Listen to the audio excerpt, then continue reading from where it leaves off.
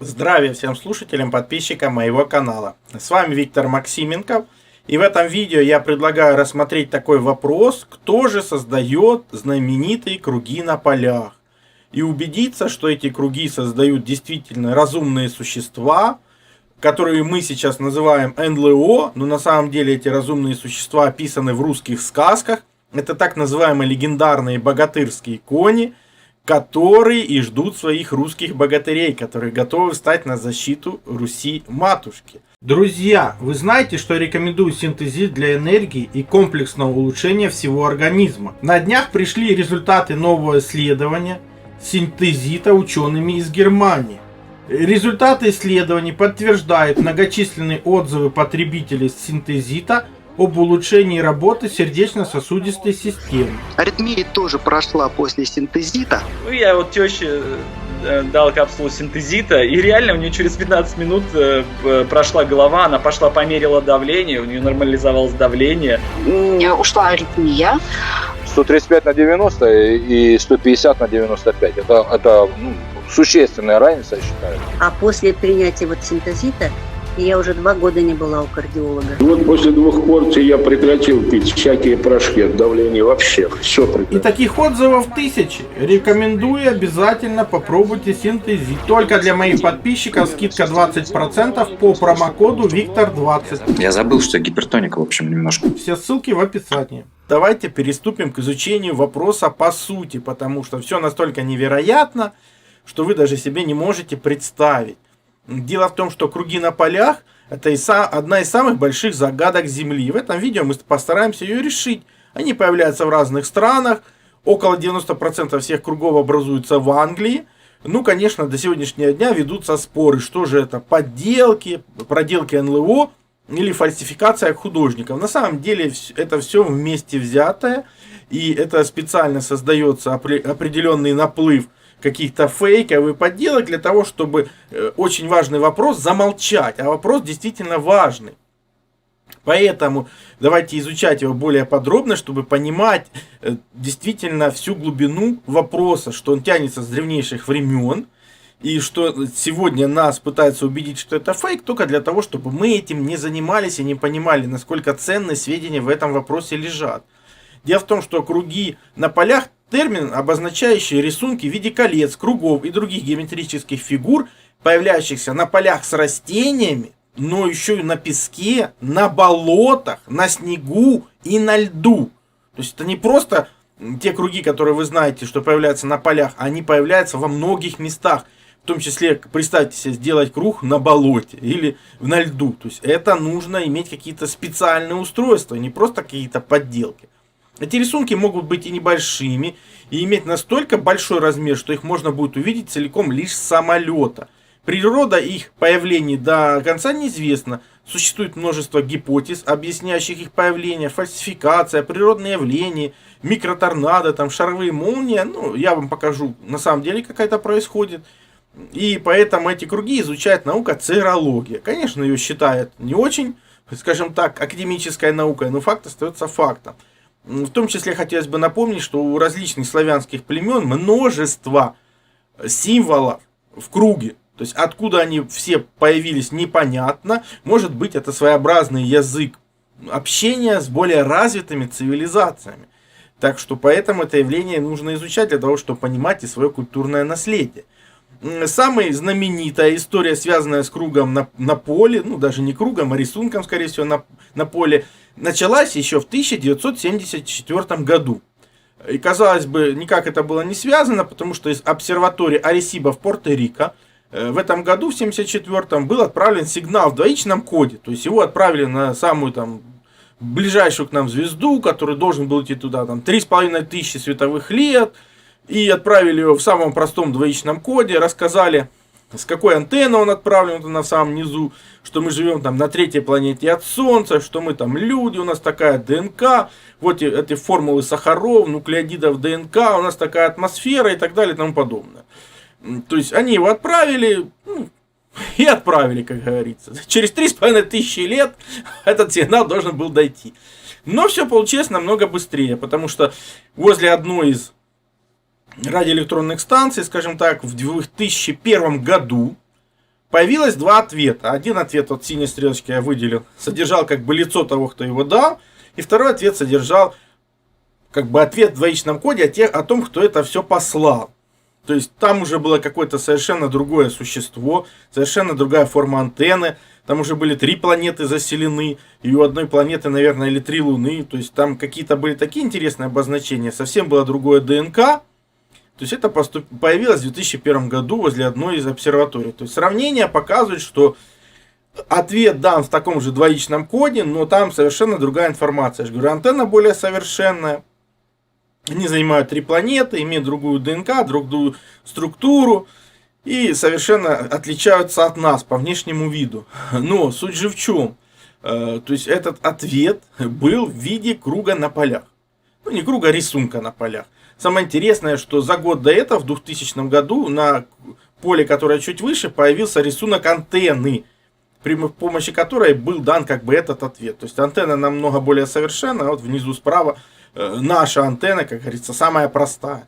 Здесь же более совершенная антенна, и этот круг появился в 2000-м, через год появилось еще 2 рисунка. Казалось бы, ну, может это фейк кто-то там лепил, а какой выхлоп-то с этого? Выхода-то никакого. Скорее всего, поэтому и была организована операция прикрытия, и вынуждены были определенные силы всю эту тему начать сводить просто в фейки. Почему? Потому что если вопрос важный, его нужно что? По их системе, если не удается замолчать, то нужно просто обсмеять. Так действует зло. Потом, если не получается обсмеять, ну тогда можно просто запретить, например. Поэтому сейчас это все обсмеется, это фейки, но дело в том, что если углубиться в историю появления этих кругов, мы увидим, что они появляются с глубокой древности. И описано даже в русских сказках. Так что, хотя считается, что в современной эпохе он был зафиксирован, этот круг, в 1972 году. Когда 2 охотника за НЛО, они стали свидетелем самопроизвольного сгибания колосьев на полях, возникновения ровного круга. С тех пор феномен кругов на полях стал появляться очень часто во многих странах мира. Англия, Франция, Голландия, Япония, Россия, Канада и другие. К настоящему времени зафиксировано более 9000 кругов на полях. Понятно, некоторые из них фейковые, которые организованы как операция прикрытия, чтобы люди не понимали, что же происходит. И как бы, ну, раз это фейк, все, не будем изучать, забьем на этот вопрос. А на самом деле тут очень важная информация. И та же наука цирология, которая это изучает, говорит, что настоящие круги на полях можно отличить, например, потому что колосья в кругах так называемых не сломаны, а изогнуты примерно в 3-5 сантиметрах от земли. Там, где находится первое коленце колоса, на угол 90 градусов. То есть расширение узелка колоса коленца, изменение зародыша в злаках, изменения в клеточной структуре, то есть изменения на уровне ДНК. Это не просто там палочка как-то погнул, да и все. Появление полостей в растениях, как будто они были нагреты изнутри. Повышенное инфракрасное излучение внутри и снаружи фигуры. Отклонение магнитного поля. Увеличение радиации примерно в 3 раза по сравнению с нормальным фоном. Круги на полях возникают ночью или в утренние часы, за несколько там секунд всего. Казалось бы, это все как бы придумал кто-то, но на самом деле есть видео, которое подтверждает, что это на самом деле так. Предлагаю вам его и посмотреть. Ссылка, как всегда, будет по описанию под видео. Перейдите, посмотрите, потому что вы увидите, как НЛО за считанные секунды рисует круг на полях. Ну, своеобразный рисунок, скажем так.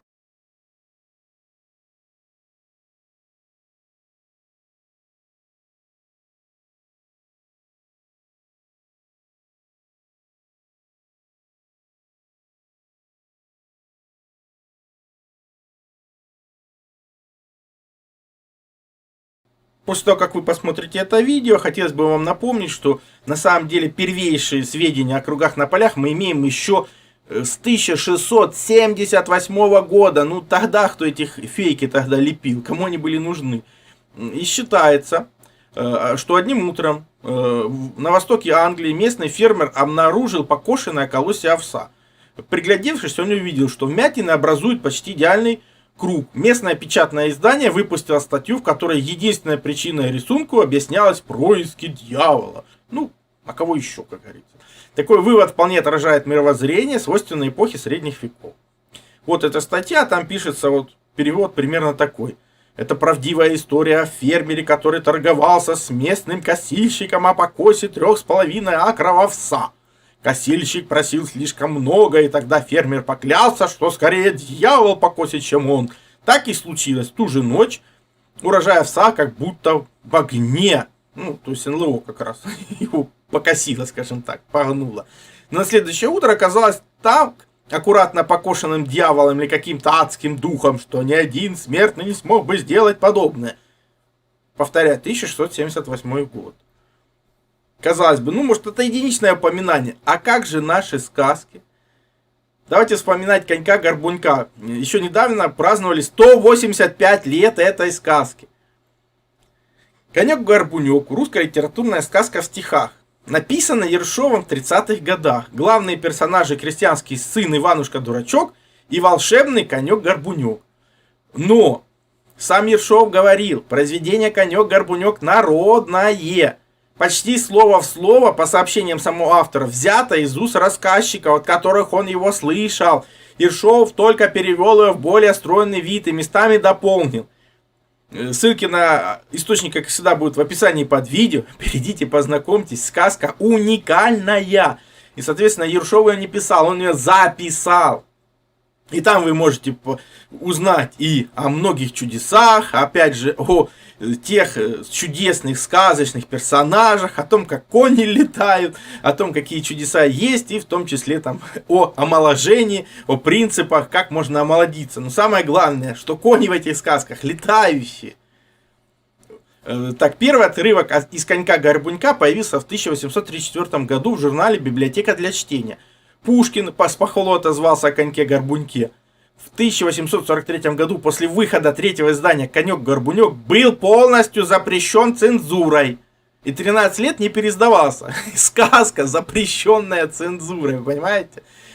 Ну, Ершов вроде ее переработал. Нам досталась, мягко говоря, уже много раз переработанная остаточная копия. И, наконец-то, ее разрешили. В наши времена как бы по новой начали снимать. Очень всем рекомендую. Посмотрите советские мультфильмы, почитать сказки. Ну, по крайней мере, хотя бы то, что до нас дошло. Если же ознакомиться с текстом, то начало такое. За горами, за лесами, за широкими морями, против неба на земле жил старик в одном селе. У старинушки 3 сына, старший умный был детина, средний сын и так и сяк, младший вовсе был дурак. В долгое время или вскоре приключилось им горе. Кто-то в поле стал ходить и пшеницу шевелить. Мужички такой печали отродяся не видали. То есть кто-то стал делать круги на полях. И ведь это народная сказка. Сколько ей лет, вообще непонятно. Ну, казалось бы, ну круги на полях, там фейк, что туда идти-то. Но Иванушка-дурачок, это 2 и более путей духовного развития, между прочим. Пошел все-таки и стал на самом деле охранять. Что же там делается? Вот он охраняет, и вдруг о полночь конь заржал. Караульщик нас привстал, посмотрел под рукавицу и увидел кобылицу.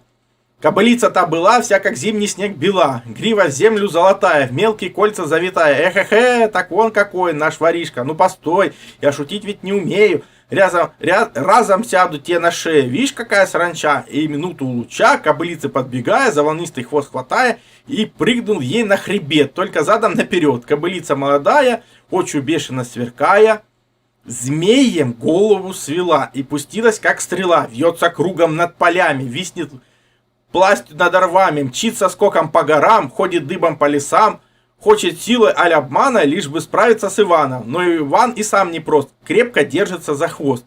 Ну, скорее всего, он ухватился за стойку НЛО, скажем так. То есть какой-то летающий объект, и Ивану удалось ухватиться за его стойку. Конь, так называемый, начал прыгать и скакать, но сбросить Ивана не удалось. Где вы видели коней, которые, извините меня, они могут скакать по горам и долам? То есть это определенно летающий объект. Почему он называется конем и кто такой Горбунек, это тоже сейчас вы поймете. Потому что после того, как все это скачка остановилась, наконец она устала. Ну, Иван ему сказала: коль умел ты усидеть, так тебе мною владеть. Конь говорящий, между прочим. Дайте мне место для покою, да ухаживай за мной, сколько осмыслишь, да смотри. По 3 утренней зари выпускай меня на волю, погулять по чисту полю. По исходе же 3 дней 2 рожу тебе коней. Да таких, как их по ноне не бывало, и в помине. Да еще рожу конька. ростом только в 3 вершка, на спине с 2 горбами, да, с аршинными ушами. То есть конек страшный.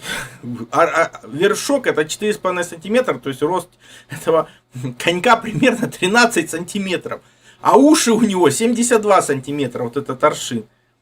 То есть, ну, скорее всего, это описание, скажем так, объекта НЛО со стойками шасси, которые он выпускает, чтобы стоять на земле. Так вот, она ему дальше говорит: 2 коней, коль хошь, продай, но конька не отдавай, ни за пояс, ни за шапку, ни за черную, слышь, бабку. На земле и под землей он товарищ будет твой, он зимой тебя согреет, летом холодом обвеет, в голод хлебом угостит, в жажду медом напоит. Я же снова выйду в поле силы пробовать на воле.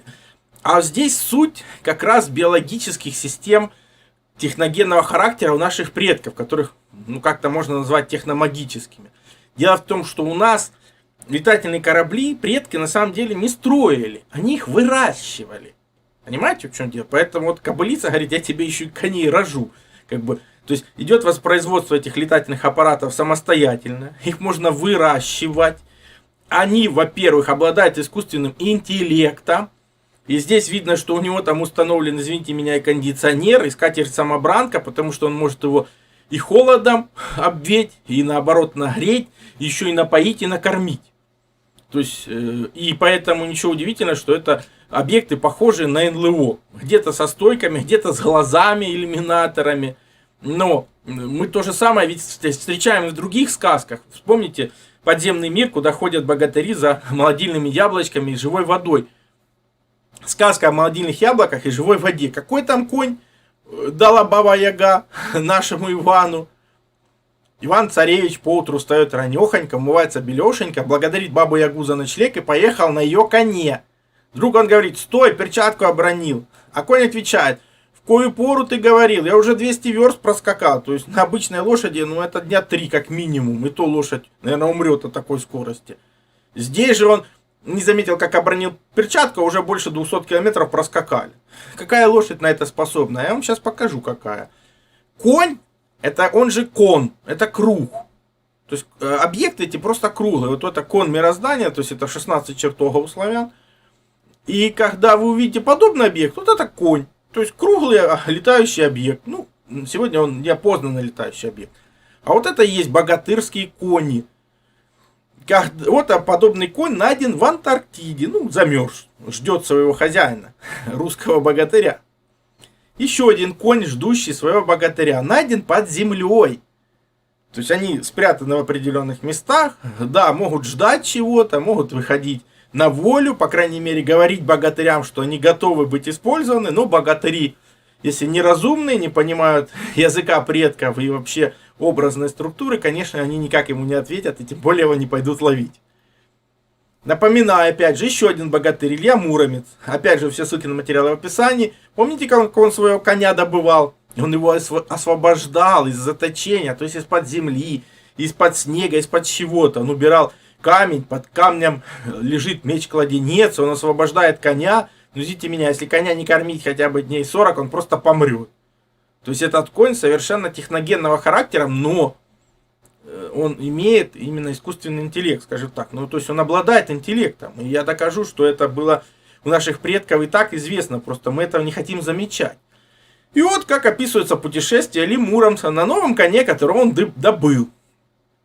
От Мурома до Киева прямоезжей дороженькой 500 есть верст. То есть больше 500 километров. А окольная дороженьках целых 1000. И поехал он дороженькой прямоезжей, то есть всего-то 500 километров, ну чуть больше. Его добрый конь да богатырский с горы на гору стал перескакивать, с холма на холм стал перемахивать, мелкие реченьки, озерца промеж ног пущать. Что ж это за конь-то такой, что перескакивает озера до реченьки? И он, кстати, Илья Муромец доезжает вот эти 500 верст, утром выехал, в обед уже был в Киеве, но ему предстояла драка. Вот он, как говорится, встречает войско врагов, он один, на коне. Подвязал он потуже сидельце свое, взял меч булатный и налетел на врагов, то есть сверху, с воздуха. По легенде врагов минимум 300 000, а написано как 900, ну минимум 300 будем считать. Как будто ветер с неба, да он с неба на них и налетал, потому что конь-то летающий. Начал их рубить так быстро, что все равно траву косит. Видят они неустоятельным и пустились в бегство, кто куда мог, в рассыпную. То есть он фактически вел огонь с пулемета, скажем честно, по тем, у кого были действительно копья. То есть был летательный аппарат по принципу что-нибудь современного вертолета, по скорости, кстати, подходит, который мог и как говорится, приземляться и садиться на граничные площадки, и огонь он открывал с небес, то есть он налетал с них сверху. Теперь понятно, что выражение русское «и один в поле воин», если он по-русски скроен. То есть если русский богатырь обладает знаниями своего прошлого, если он готов стать на защиту Руси-матушки, то его ждут богатырские кони. Ну, человека разумного. Понимаете? Умного, разумного, образованного. Так что посмотрим, не перепились еще богатыри на Руси-матушке. Готовы ли они встать на защиту родной земли, потому что кони их ждут, их богатырские. И заметьте, конек-горбунек летающий. Ну, вообще он по виду страшный, конечно. 13 сантиметров высотой и 71 сантиметр уши. На самом деле это, скорее всего, стойки шасси. И, кстати, в древних текстах НЛО могут увеличиваться или уменьшаться в размерах. То есть наш конек-горбунек, ну, очень приближенно мог выглядеть примерно вот так. Вот эти два горба, скажем так, уши это стойки шасси, то есть и круглый объект какой-то. То есть, ну, подобный или подобного рода. То есть вот это настоящий конек-горбунек, как он действительно выглядит. Ну, примерное изображение. Как там мог находиться человек. То есть это устройство разумное, обладает искусственным интеллектом. Поэтому может ждать, может выполнять команды, и генетически оно завязано на русских людей. Ну, еще образованных. Правильно. Потому что, опять же, тот же конек, это навершие на вершине дома, это навершие на вершине плавательного корабля. Ну и, соответственно, это навершие на вершине летающего корабля. Вот изображение этих коньков-горбуньков со всего мира, где мы видим летающие структуры, у них есть эти коньки. То есть там различные изображения змей, летающих каких-то птиц. Ну, все понятно, потому что все-таки этих коньков много, вариаций много, поэтому и вот этих наверший множество. Это то же самое из Китая, из Дальнего Востока, знаменитая Гаруда. И видно, что люди в коньках этих сидят. Вот эти коньки-горбуньки. И летают. Самое же главное. То есть не просто в сказках, а действительно. Поэтому навершие могло быть и в виде волка. Почему наши богатыри на волках ездили тоже, летали. Ну и образ ковра-самолета из той же песни. Потому что я как говорил, ко это яйцо. Курица кричит ко, когда несет яйцо. Вертящееся, самолетящее. Вот он ковер-самолет. Вот эти ковры-самолеты на фресках, в иконах, где они видят внутри яйцеобразного летательного аппарата, вертящегося, находятся люди. Ну, они, соответственно, летят, куда им нужно. А про искусственный интеллект я уже снимал видео про роботов, перейдите, посмотрите. Еще в Илиаде, созданной, которая считается 2800 лет назад, Гомер рассказывает о человекоподобных девушках-служанках, кои исполнены разумом, то есть они помогают богам, обслуживают их, они разумные, то есть искусственный интеллект есть, скажем так. Вспомним про робота Талоса, который защищал остров Крит, а я уже показывал, что там и славянская наша система именно календарная, генетически там жили славяне пелазги, и опять же нас, оказывается, связывает не только календарная система, но и роботы, потому что знаменитый Талос, который охранял Крит, поэтому, кстати, Крит не имел, как раз города не имели стен, потому что охранялись подобными роботами, связывает с Московией и времен Ивана Грозного. Вот что пишут те, кто побывали там. Железный мужик, на удивление, всем подавал царю кафтаны, подносил чашу с вином, кланялся гостям и что-то напевал на этом невыносимом русском языке, который мне так никогда и не поддался. Когда царю возразили, что эта вещь не искусство мастера сотворена, ну там, грубо говоря, карлик сидит и все это делает.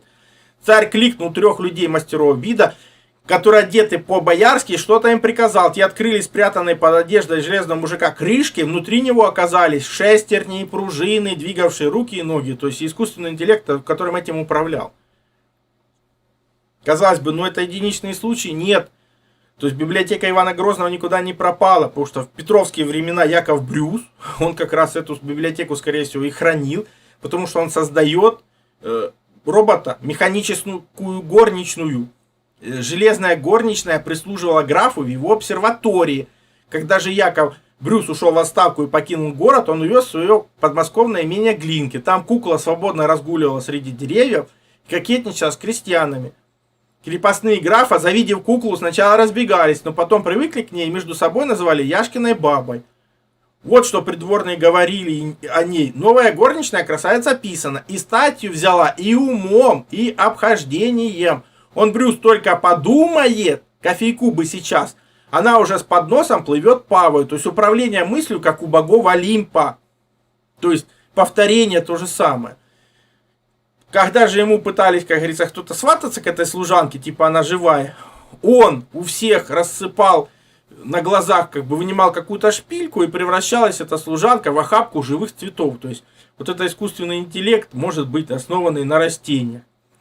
Он их кропил какой-то водой, и как ничего не бывало, назад ее закрывал, эту служанку.